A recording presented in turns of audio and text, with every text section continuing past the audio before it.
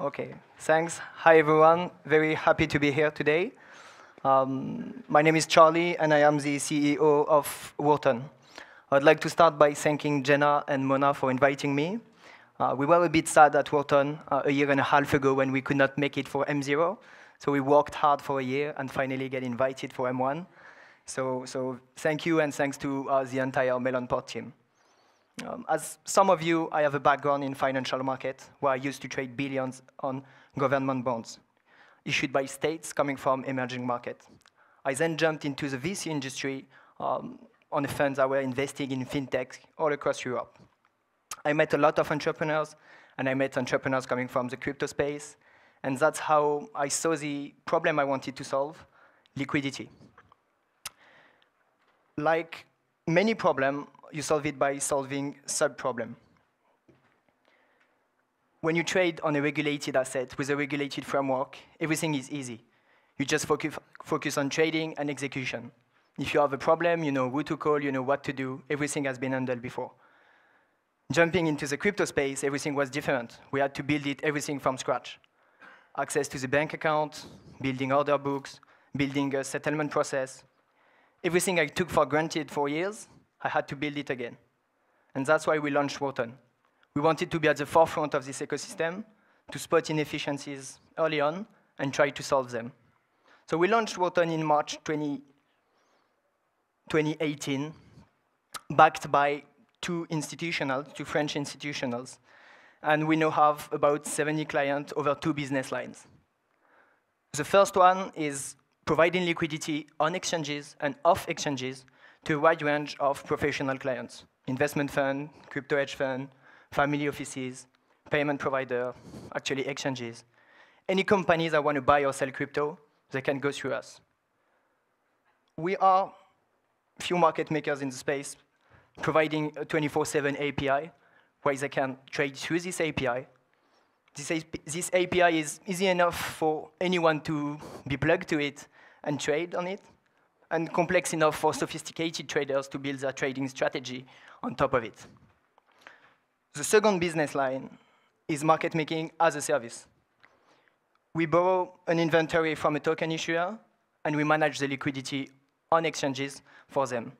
As you can imagine, we started doing so on centralized exchanges, and we are now deploying on decentralized exchanges, starting in the coming weeks by being a reserve manager on Kyber Network. So in an ecosystem where the asset and the price of the asset represents not only the value of its underlying, but also the access to the related service, liquidity is key. If I had to define it, I would say liquidity describes the degree to which you can easily buy or sell an asset without affecting the price. So our job at Woorton is to allow you as community member, buyer, seller, to buy and sell the crypto at the best execution, while we will be handling the market impact.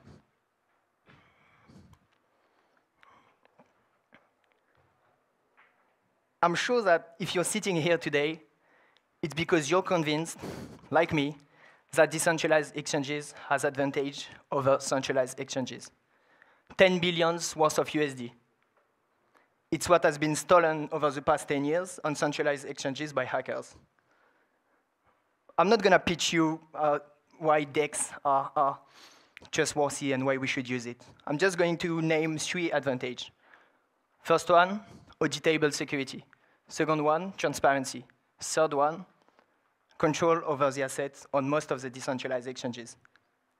Yet, 16 billion worth of USD are traded every day on centralized exchanges.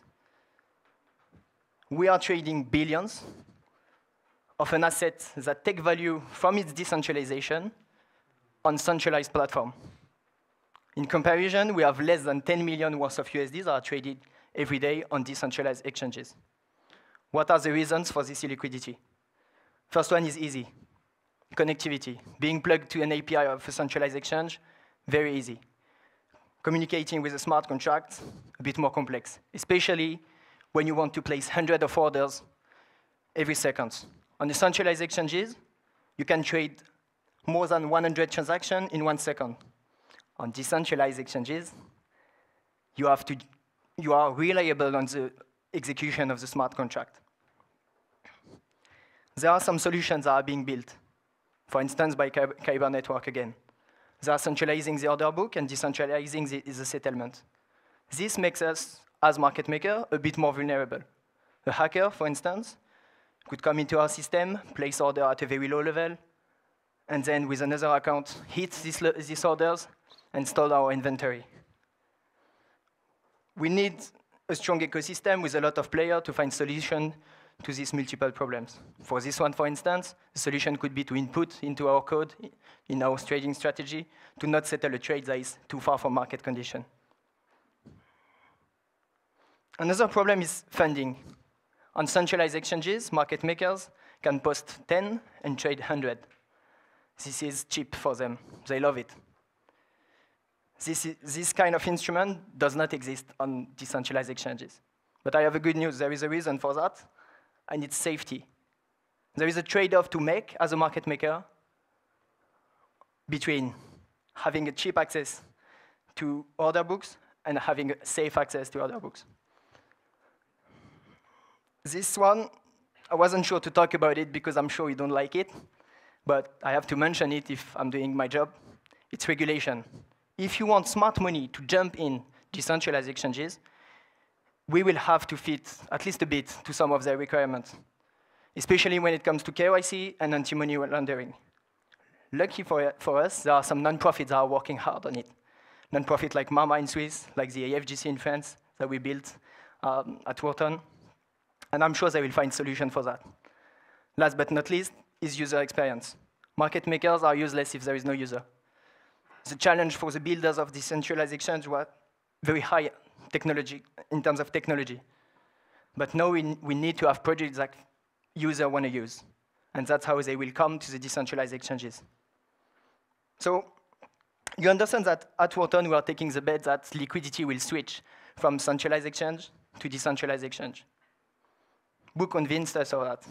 Well, I was having a coffee with my partner Zaidin, head of our trading, and Jenna from Melonport came in.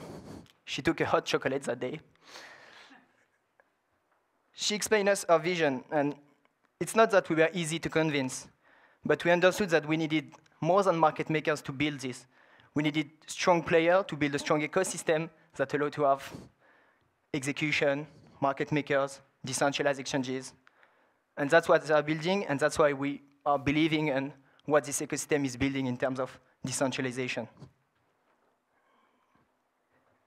It is now, for us, a 10-year challenge. Not doing a bad joke, but if we want to be ready, we have to be prepared right now. We believe it's a 3 steps process. First, being market makers on centralized exchange. Why? To get familiar with the underlying and to source the liquidity where it is right now. That we already do. Second, building an infrastructure that is agnostic to the fact that a platform is centralized or decentralized. This will be released soon from us. Finally, any assets that we are active on, we need to be active on centralized and decentralized markets. Thanks for listening, and if you have any question, please feel free.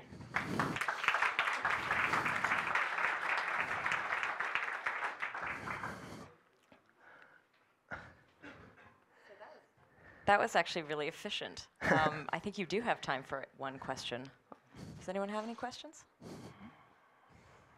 Oh, one at the back. Sure. Give me a second. Great presentation.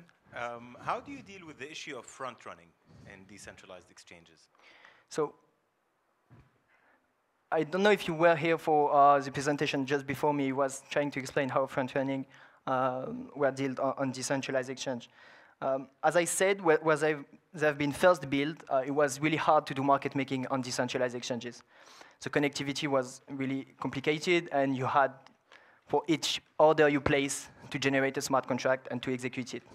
The solutions that are being brought to this market is to centralize, as I said, the order books.